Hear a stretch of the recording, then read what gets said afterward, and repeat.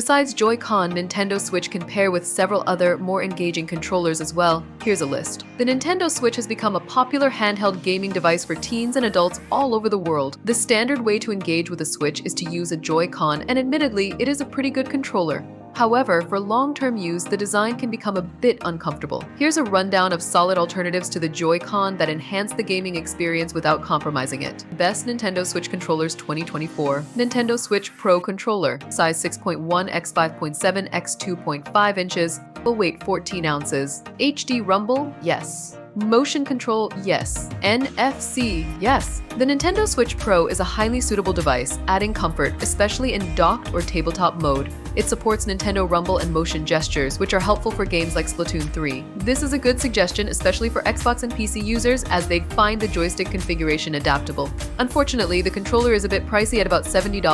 8-bit-do Ultimate Bluetooth, size 7.01 x 6.3 x 3.31 inches, weight 21.44 ounces. HD Rumble? No. Motion control? Yes. NFC? No. The 8-bit-do Ultimate Bluetooth is a steal at its current price of $70.